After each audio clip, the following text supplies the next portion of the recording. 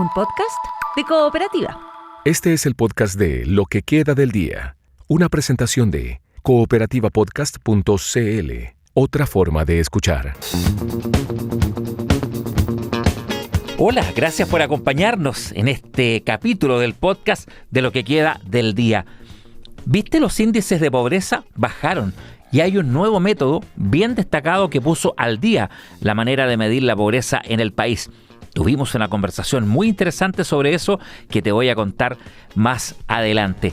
Mientras te invito a escuchar la conversación que tuvimos en el programa de hoy con la doctora María Francisca Rojas. Ella es la jefa de hospitalización domiciliaria del Hospital Padre Hurtado. ¿Sabías que hubo un hito histórico que va a beneficiar a vecinos y vecinas de San Ramón, La Granja y La Pintana? Obtuvieron una importante certificación internacional para la hospitalización en casa.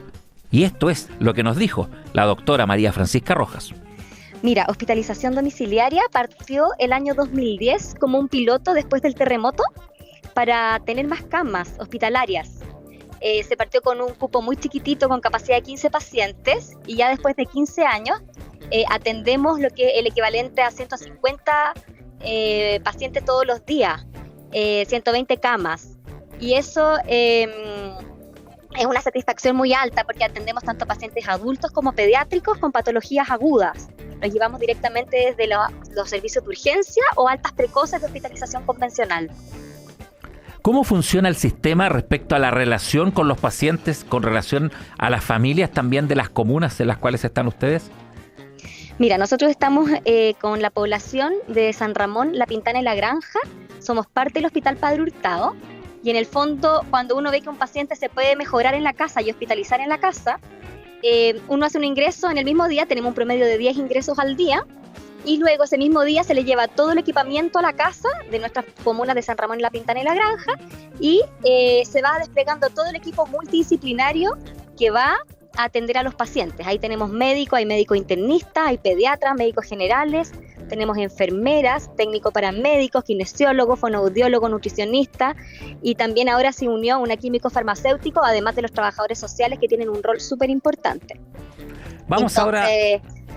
Sí, cuéntame. Vamos ahora a la acreditación, a este sello de oro y también, por supuesto, a la certificación de este importante paso que se da. ¿En qué consiste? ¿Cómo les fue también durante el mes de diciembre cuando estuvieron los evaluadores en terreno? Mira, esta acreditación parte de un sueño del Servicio Metropolitano Suroriente de llevar la calidad y la excelencia con la humanización en el centro de la salud, parte de su misión y de su visión. Y entonces nos dieron el desafío en diciembre del 2024, nos dijeron, ustedes van a venir acá unos evaluadores a ver cómo están y si estamos más o menos bien podríamos trabajar durante un año y tratar de acreditarnos. Nosotros, sin saber mucho de qué se trataba, dijimos ya, todo lo que sea para mejorar la atención de nuestros pacientes, su calidad, su seguridad, es bien recibido. Y entonces tuvimos un trabajo de un año muy arduo, en donde hubo como mucha coordinación, tanto con todo el tema organizacional del hospital, con informática, con todos los equipos de calidad, de infecciones, y mucho trabajo interno de hospitalización domiciliaria en donde se revisaron todos los procesos, se dibujaron todos los mapas, se levantaron todos los riesgos, se trataron de hacer implementaciones y sanar todas esas cosas. Y después de un año de mucho trabajo, finalmente en diciembre vinieron 2 evaluadores que son expertos norteamericanos de hospitalización domiciliaria, uno y otro experto en calidad, y nos evaluaron con lupa durante 3 días. Estuvieron viendo todo lo organizacional, tanto documental como estadísticas, como informes, como todo lo que hay que tener como de estructura, y también con mucha mirada en el terreno. Ellos fueron a las casas, como a 7, 8 domicilios, estuvieron con los pacientes, estuvieron con las familias, con el equipo que sale a terreno, y vieron el trabajo que hacíamos.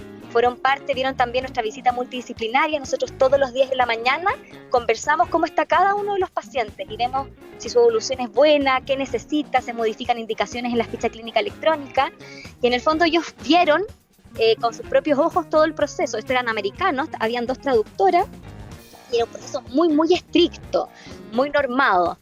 Estábamos asustados porque era la primera institución pública que se enfrentaba a un desafío así de acreditación, y nada, el resultado fue maravilloso, fue sorprendente. ¿Qué pasos siguen ahora en este hito luego que les hayan dado esta certificación, también el sello de oro que hablábamos, y cierra esta etapa de la visita de los evaluadores? Mira, el desafío ahora es mantener y crecer. Mantener la calidad es probablemente lo más difícil de cualquier proceso de calidad. Hay que hacer nuevos programas, todos los programas son anuales.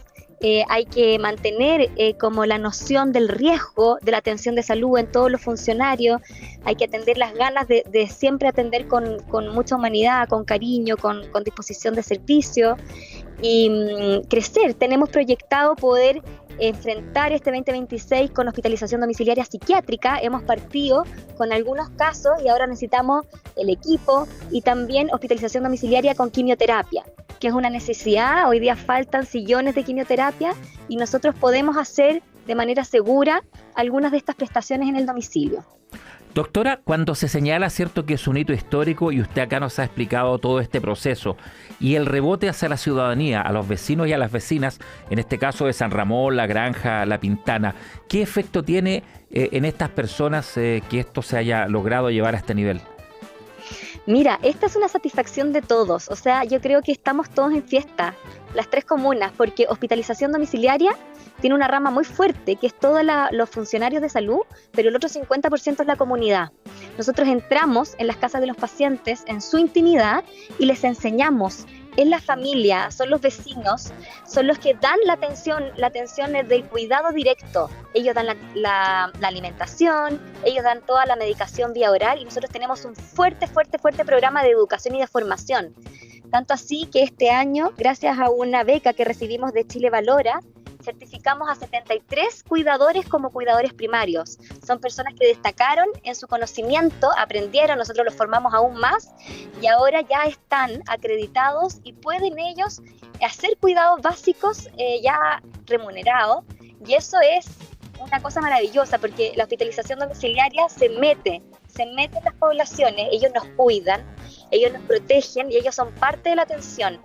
Ellos están felices, o sea, hemos tenido conversación con los consejos de usuarios, hemos tenido conversaciones con los tutores, con la familia, todos los comentarios que ponen en el Instagram, y la verdad, incluso uno escucha en la calle, en la esquina, cuando uno ve a un paciente, ellos son de hospitalización domiciliaria, y entonces la verdad es que nosotros somos parte de la comunidad, somos parte de lo que se dice ya un hospital que se va infectando en las localidades, un hospital más bien líquido, ya que sale de los muros y que se hace cargo y entiende las necesidades también que tienen las personas para poder mejorarse. ¿Cuántas personas están en esta modalidad actualmente? Mira, son 91 funcionarios y un equivalente hoy día a 120 camas, que puede llegar a 150 o más durante el invierno. De ese nivel estamos hablando. Son pediátricas, sí, es como un hospitalito realmente en cada casa, en las 3 comunas. ¿Y la meta es mantenerlo, tener más especialidades o aumentar el número? Mira, lo que sea necesario. En este momento hemos visto que la salud mental es una emergencia en nuestra salud pública. Y las camas de salud mental son muy difíciles de conseguir. Nosotros no tenemos, por ejemplo, en el Hospital Padre Hurtado camas de salud mental de adultos. Entonces hay una estrategia que ha funcionado muy bien en el extranjero, y también en Chile, en Valparaíso, ya hay experiencia de hospitalización domiciliaria psiquiátrica. Así que este año queremos implementar eso también con mucha fuerza. Lo mismo quimioterapia, como te contaba. Para eso también necesitamos un trabajo bien interdisciplinario, en donde el químico farmacéutico tiene un rol súper central, y un trabajo muy integrado con los oncólogos del hospital. Estamos conversando con la doctora María Francisca Rojas. Ella es jefa de hospitalización domiciliaria del Hospital Padre Hurtado. Doctora, respecto a esta experiencia mirada a nivel país, ¿qué tan presente está en todo el país? ¿Qué otra experiencia hay similares? ¿O acá hay algo pionero que se puede replicar? ¿Hasta qué punto esto se relaciona con costos o no tiene que ver tanto con eso, que se pueda ir avanzando en todos los lugares? Mira, esto es un sueño que tiene mucha gente. Hoy día en Chile, la única institución antes de nosotros hospitalización domiciliaria en estar acreditados hoy día vigente, porque la acreditación se tiene que renovar, hoy día de manera vigente la única que están es la clínica alemana, y ahora nosotros. Este es el sueño que lo tiene ahora el Suroriente en cada uno de sus hospitales y de sus distintas partes, incluso en la atención primaria. ¿Y qué hito es esto? Esto es un hito histórico, porque en el fondo te dice que nosotros, el Hospital Padre Hurtado, probablemente de las comunas más vulnerables de Chile, lo pudo hacer. Hubo costo, pero no un costo superior, no un costo brutal. O sea, hubo, por ejemplo, que tener alguna contratación nueva en cuanto a enfermería, pero cosas que son absolutamente factibles. Y acá lo importante, el mensaje importante es que hay que intentarlo, es que hay que trabajar en equipo, es que hay que todos poner al paciente en el centro con la esperanza y con las ganas y con la intención de mejorar los procesos para realmente poder entregar una atención que sea de excelencia, evidentemente, pero también de humanidad. Y entonces cuando uno pone eso, uno se va entusiasmando y va haciendo que el resto del equipo vaya soñando con lo mismo. Hubo mucha gente que nos dijo, no van a lograrlo, ¿para qué se esfuerzan tanto? Porque realmente fue un esfuerzo brutal de muchísimas personas. Y nosotros, bueno, si no lo logramos, el proceso lo vale, o sea, vale la pena, porque estamos mejorando, porque estamos poniendo al paciente en el centro. Y la verdad es que el resultado, hacían 2 años que nadie tenía menos de 10 errores en todo el mundo, y nosotros tuvimos 8 hallazgos. Entonces, solo 8 hallazgos, con eso acreditamos, pero de todas maneras. Y nada, los evaluadores quedaron felices, tanto así que uno de ellos, el más duro, porque eran 2 americanos así muy, muy estrictos, dijo, bueno, si yo tuviera a mi madre hospitalizada, no dudaría en que se hospitalizara con ustedes. Entonces ya después de eso, nuestro nivel de alegría ya fue así máximo. ¿Cómo esto mejoró, potenció la relación también con la ciudadanía, con los pacientes, con su entorno? Mira, Joint Commission tiene una mirada que es de mucha exigencia, pero también muy, muy humana. Ellos te piden que la educación sea central. Ellos te piden que uno tenga dentro del plan terapéutico del paciente su espiritualidad. Que eso sea parte de cómo uno trata y de cómo uno respeta al paciente, por ejemplo. Entonces, la verdad es que nosotros, en hospitalización domiciliaria, la comunidad es, como te dije antes, parte central del trabajo. Nosotros estamos en la calle. Y nosotros, además de eso, nos cambió un poco la mirada de realmente escucharlos con más atención, de ver qué era lo que ellos más necesitaban. A veces uno piensa que lo que necesita es que se mejore la neumonía, pero ellos probablemente a lo mejor tenían requerimientos que iban más allá y que nosotros sí pudimos ayudar a vincular y a subsanar. Estás escuchando el podcast de Lo que queda del día, una presentación de cooperativapodcast.cl. ¿Sabes qué factores se están usando hoy para medir la pobreza en el país? Por ejemplo, hace algunas décadas, un menor que tenía o no tenía zapatos era parte de una diferencia entre ser o no pobre. Hoy en día, la conexión a Internet es uno de los factores, porque, por ejemplo, te permite hacer o no determinados trámites frente al Estado y también el mundo privado.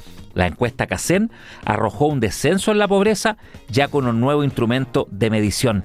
Y lo conversamos en Lo que queda del día con el director ejecutivo del Hogar de Cristo, Juan Cristóbal Romero, que además fue parte del equipo que participó en la modificación de los criterios para medir la pobreza. Cada 10 años se ha recomendado actualizar los parámetros con que se mide la encuesta CACEN, tanto en la pobreza por ingresos como por la pobreza multidimensional. Es una recomendación que ya se aplicó el 2014 y se volvió a aplicar el año pasado. Y bueno, como se esperaba, producto de estas actualizaciones, tenemos una medición más exigente, más acorde también al nivel de desarrollo que tiene el país, los parámetros de consumo, también todos los cambios que han habido en estos últimos 10 años, y tenemos hoy día una medición bien actualizada, acorde a los desafíos también, ya lo que el país ha decidido que es el buen vivir y que es el mínimo de dignidad que tenemos que ofrecer a cualquier persona en nuestro país. Repasaba nuestro periodista Mariano Reyes hace un rato, revisando la encuesta, que, claro, hace algunas décadas un niño, por ejemplo, con un par de zapatos era un privilegiado. Había allí una condición de pobreza entre tener o no tener, por ejemplo, calzado infantil. Hoy, dentro de los cambios, la conectividad, por ejemplo, el acceso a determinadas cosas ha cobrado relevancia. Claro, hoy día, por ejemplo, se incorporó dentro de la pobreza multidimensional el acceso a conectividad a Internet. Uno dice, pero eso es un lujo. No, hoy día, sin conectividad no puedes acceder a los beneficios del Estado. O sea, por tanto, es indispensable para garantizar un nivel básico de bienestar estar conectado. También otros elementos que se incorporaron y muy acorde a la etapa que está viviendo el país, una etapa, no sabemos, de envejecimiento acelerado, son todos los factores asociados al cuidado de las personas mayores y dependientes. O sea, una familia que no tiene la manera de cubrir ese apoyo y por tanto no puede generar ingresos autónomos, no puede salir alguno de sus integrantes a trabajar, es una carencia que esta nueva forma de medir la pobreza está recogiendo. Quisiera rescatar lo siguiente. La Comisión para Actualización de la CACEN, de la cual yo fui integrante, hizo recomendaciones al gobierno para esa actualización y en gran medida esas actualizaciones se incorporaron. Por tanto, yo creo que esa también es un motivo de alegría y tranquilidad de que el gobierno hizo un buen trabajo al acoger estas medidas. A propósito de alegría y también de tranquilidad, Juan Cristóbal Romero, tanto desde el gobierno como de otros actores se ha reconocido el rol que tienen acá, ¿cierto?, las organizaciones que han estado también diseñando mecanismos y combatiendo activamente la pobreza, entre ellos, por cierto, el Hogar de Cristo. ¿Qué lectura hace de estas cifras? ¿Cómo las toma en cuanto a el descenso que hubo incluso aplicando esta metodología? Sí, mira, yo diría que hay conclusiones generales, pero que esconden cierta fragilidad que hay que ir analizando. Efectivamente, enfrentamos un descenso entre el año 2022 y 2024, un descenso de la pobreza de un 20% a un 17%. Quizás dos elementos a considerar, estoy hablando por ingreso, dos elementos a considerar. Lo primero es que es un país que la pobreza no ha dejado ser un elemento que hay que considerar. Cuando teníamos con la medición anterior una pobreza del 6,5%, daba la impresión de que era una meta ya superada. Y la verdad que esta nueva actualización nos da cuenta que es un desafío que tiene que ser dentro de las prioridades, una de las principales prioridades del país, el descenso de la pobreza todavía. Con un 17% estamos hablando que uno de cada 5 personas en el país, uno de cada 5 hogares es pobre. Lo segundo es que esta disminución esconde algunas fragilidades, como mencionaba. En el primer decil, que es el 10% más pobre del país, la disminución por ingreso de la pobreza se produce principalmente por los subsidios del Estado y no por los ingresos autónomos. Los ingresos autónomos son los ingresos que cada familia genera de manera independiente, o sea, un trabajo, ¿no es cierto?, principalmente, alguna renta. Y lo que vemos entre el 2022 y el 2024 es que los ingresos autónomos de ese primer decil, del decil más pobre, disminuyen. O sea, la familia está generando menos ingresos autónomos y lo que ha compensado esa reducción ha sido los subsidios del Estado, que han permitido generar suficientes ingresos para ir mejorando los ingresos totales. Y ese subsidio principal ha sido la PGU. La PGU hoy día es un pilar realmente social muy, muy importante que está compensando, por desgracia, las bajas en los ingresos autónomos. ¿Y por qué es preocupante? Porque es muy difícil sostener una reducción de la pobreza sin que las familias generen mayores ingresos autónomos. Y eso no lo estamos viendo una disminución, por tanto es una reducción frágil que nos hace muy dependientes de los subsidios y también denota una incapacidad de la economía de estar estimulando la generación de ingresos, sobre todo en las familias más pobres. Estamos conversando a propósito de la encuesta CACEN, aquí en Lo que queda del día, con Juan Cristóbal Romero, director ejecutivo del Hogar de Cristo, y también fue integrante de la comisión que hizo las propuestas, nos decía él y también en La Moneda, que fueron todas acogidas y fueron ingresando ahí, por supuesto, a la actualización de la encuesta CACEN. Juan Cristóbal, ¿qué desafíos quedan? ¿Qué tareas hay? Además, esto se da en un contexto de cambio de gobierno. ¿A qué tendría que estar atento? ¿Qué debería mantener, mejorar también la próxima administración? Sí, mira, yo diría 3 cosas. Lo primero es que los subsidios del Estado son importantes. O sea, pensar unos próximos años prescindiendo de subsidios que están sosteniendo la economía de los segmentos más pobres no es posible. Eso en primer lugar.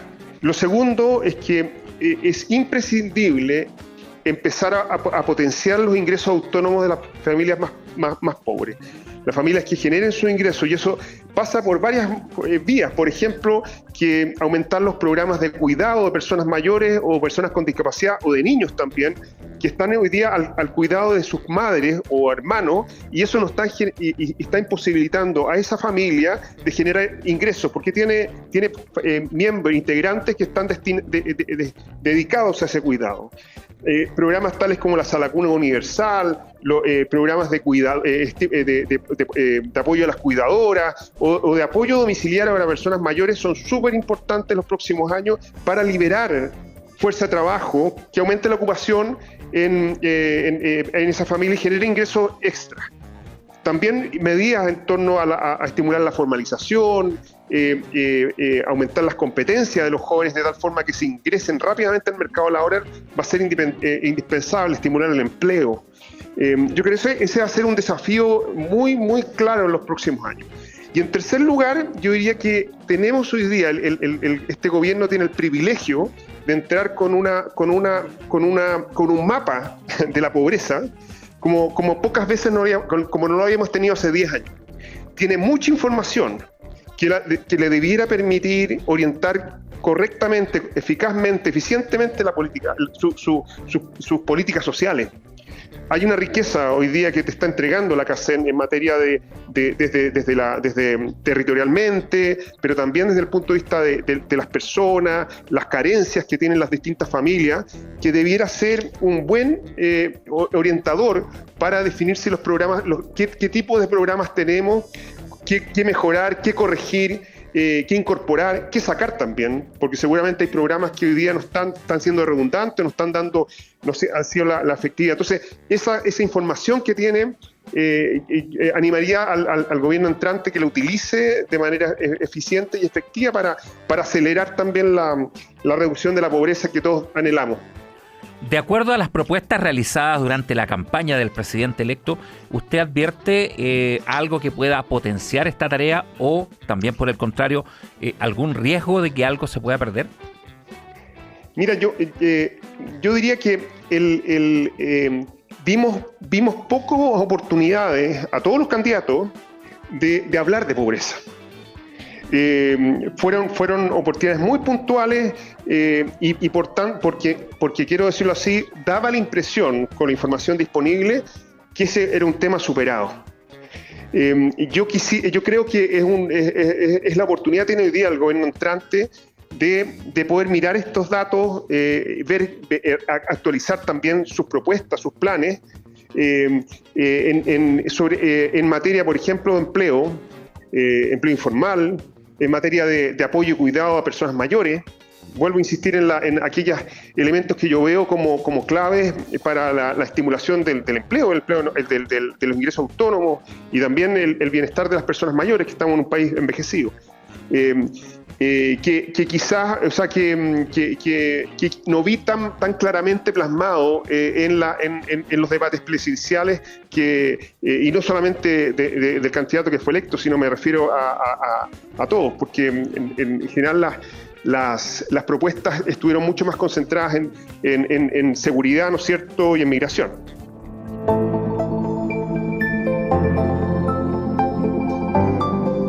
Un equipo interdisciplinario de investigadores busca detectar la posible presencia de agua congelada almacenada en estado sólido, lo que se conoce como permafrost, en la cordillera de los Andes. El lugar de estudio es el sector Cancha de Carreras, en la cordillera de Santiago, ubicada a 4.100 metros sobre el nivel del mar. El objetivo de la investigación es aportar en la generación de nuevos conocimientos sobre el permafrost. A la fecha, los hallazgos científicos y las políticas públicas se han enfocado en glaciares y nieves de las altas montañas. Este estudio, sin embargo, se centra en los reservorios subterráneos de la cordillera de los Andes, que podrían impactar en el contexto de cambio climático y de la escasez hídrica. El permafrost no es un glaciar visible, sino una condición térmica del suelo que permanece congelada por años. Esos núcleos de hielo enterrados representan un volumen de agua que hoy no estamos considerando en los balances hídricos. Menciona en cooperativaciencia.cl el investigador responsable del proyecto y académico de la Pontificia Universidad Católica, Juan Luis García. Según el equipo científico, esta constituye la primera verificación de campo de permafrost en la cordillera de Santiago y sus alrededores. El sitio de estudio reúne condiciones favorables de altitud, exposición y temperatura para su existencia. Si logramos confirmar su presencia, estaríamos frente a un reservorio de agua subterráneo que ha pasado completamente inadvertido en la planificación y gestión hídrico, dijo Francisco Suárez, investigador principal del estudio y profesor de Ingeniería Hidráulica y Ambiental de la Universidad Católica. La investigación combina mediciones directas con técnicas no invasivas y de alta precisión, entre las que se incluye geofísica de superficie, sensores térmicos y escaneo láser terrestre de alta resolución. De acuerdo con los científicos, estas herramientas permiten identificar la presencia de hielo subterráneo, estimar su profundidad y evaluar su aporte al balance hídrico de las cuencas cordilleranas. Aquí termina el podcast de Lo que queda del día. Lo escuchas en vivo de lunes a viernes desde las 4 de la tarde en Radio Cooperativa y todos los días en cooperativapodcast.cl.